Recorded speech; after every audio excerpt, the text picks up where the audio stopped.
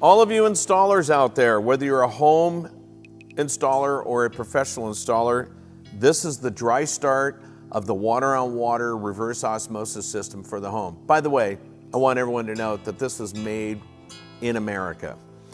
Okay, what we've done here is we've unpacked the unit. It's sitting here. The manifold and the tank is pre-assembled at the factory. We have our 3 cartridges that will be inserted in their respective receptacles here into the manifold. One thing I want to point out is prior to doing anything, we must remove the shipping plugs. These little black plugs, you push in on the collet and then you grab the little black plug and you remove them. They are not to be used on normal conditions, okay? Now, we've also got off the tip of our faucet here on this particular kitchen sink, an adapter that runs line pressure off the tip of the faucet, and we can pre-charge the machine, of which we're going to do. We're going to set up and pre-charge the system, getting it ready for our under-the-counter installation. So as the system is being pre-charged, we're going to complete our installation of the dedicated faucet at the kitchen sink, like by drilling a hole through the sink and then mounting the faucet, mounting the feed water tap underneath at the cold water stopcock, and then of course the drain connection. Okay, so here we go. We're going to start by pre-filling, and this is, I've got to say that this is almost required for a really quick start. We're going to take some bottled water that we got at the local market. By the way, this is reverse osmosis water. You can do this with tap water as well, as long as it's on a microbiologically safe public supply. And we're going to pre-load our cartridges here with some water. So we're going to just remove the dust covers, which I just did. Those are the red caps. And we're going to preload the filters with our water here. We got a little spillage on the counter. And we got some bubbling, gurgling up through the cartridge as we fill it up.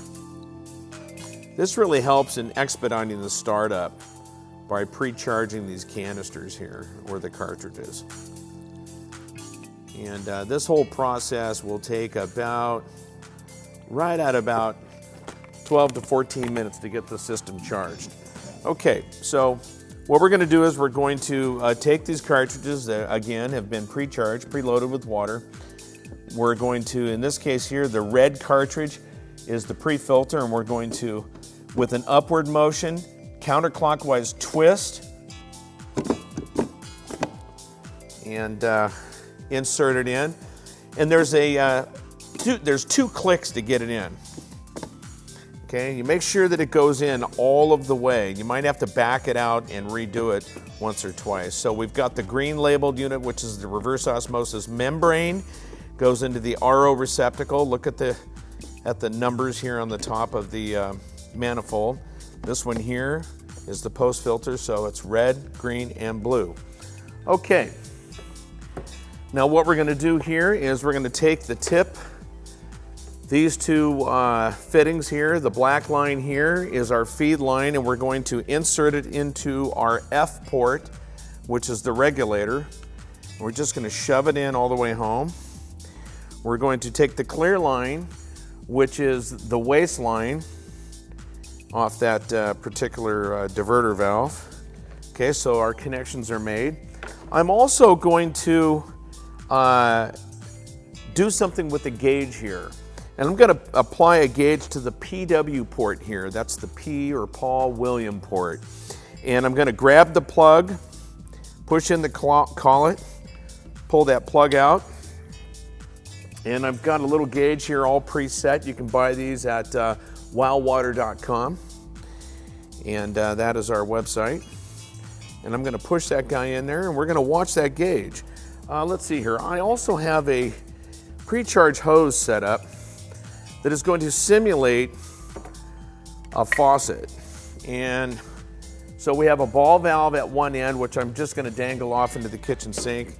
And I have a gauge and a street elbow. I'm sorry, yes, a street elbow setup. And I'm going to remove my FA2 pin, which is the small 1/4 inch pin, and I'm going to put this elbow in there.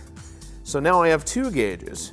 And what we're going to do here is we're going to simulate a dry start. Actually, we're going to perform a dry start, and we're going to watch the gauges. The gauges will tell us a lot. If you're an installer out there, if you have a set of gauges, which all of you should, if you're doing a multiple of installations, because you can diagnose the hydraulics of the system by using the gauges. So I believe we are ready to go here. Let me do a little housekeeping here, dry up some water.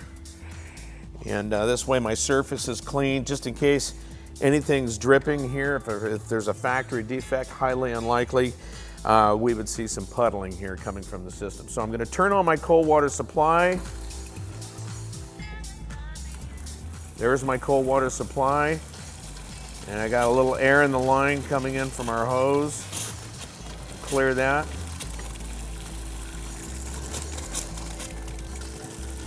And I'm going to divert the flow to the system. I'm going to turn off my simulated faucet. So the faucet would have to be turned off when doing this, when starting the system up. Okay, so turn the faucet off. And what we're doing here is we have water rushing into the system. Let me take a peek. I'm going to turn the gauges around. I'm going to take a, yeah. We have pressure building up inside the system here. I don't know if we can see these gauges here. I think we've got a camera angle on it. And so pressure is building up in these 2 gauges right now. And right now, water is coming in through our regulator. It's going in over to our RF port, regulated feed, and it's dropping into the manifold, goes through the pre-filter. The water is headed over to the RO membrane. It goes up through the manifold, and it starts energizing our control module. By the way, the control module / control valve has 1 moving part in the entire system. So all we're doing is we're building up a little bit of pressure over here on our post side, and it's being witnessed by pressure here on these gauges right now. That's going to apply pressure to this 1 moving part, this piston inside this control module. It's going to move that control module and shift it into a water makeup. And what we will notice here in just a few minutes here, yep, is the shift. And we're going to notice that the waistline is going to open.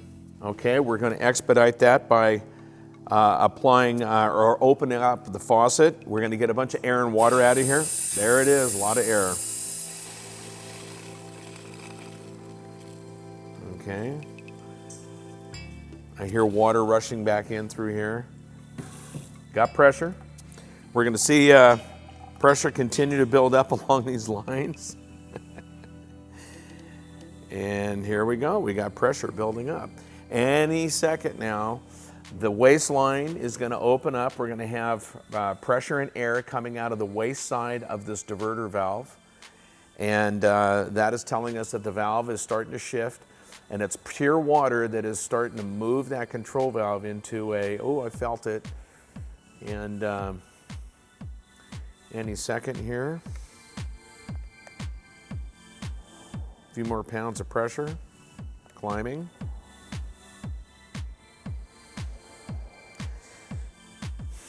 Just got to be patient. Don't turn off any other valves or open up any other valves. Just let it do its thing. By the way, when dispensing out of the faucet, the waistline closes, which allows this system to push a very, very long distance. That's 100% of the, whoa, there we go. The valve's starting to open up. 100% of the energy will push water. This unit here, we've seen this machine push 200 feet across a warehouse to feed an auxiliary cooler. So we've got some action over here where the waistline is opened up. Got a little bit of air combination. We're burping the tank right now. We're getting the air out of both sides of the storage bladder that is inside this sealed tank here. Okay, because we have that kind of movement, I'm going to actuate the faucet one more time. We're going to get some more air. Yeah. And we got some water out of there as well. Okay. So with by preloading these cartridges, we are expediting this whole process here and allowing the system to, it usually sets up and goes to atmosphere, and the burping process will take anywhere between 12 and 14 minutes. Okay, what's our gauge doing? Yep, we're right up to 50 pounds here. It's gonna open, there it goes. Now when that guy, whoop, there it is. We now have 0 back pressure against the membrane. The product water from the membrane has a clear shot to the inside of the storage bladder, and that water is dripping into the bladder, and it's displacing the water that would normally be used to squeeze the bladder. So we are in high-speed production right now. This is absolutely perfect. The machine is in full operation, and I don't know what the time is on that, but I think it's close to 12 to 13 minutes. Okay, that's it for now, folks. Look forward to the next time we see each other with the next round of videos for the water-on-water home reverse osmosis unit. Thank you.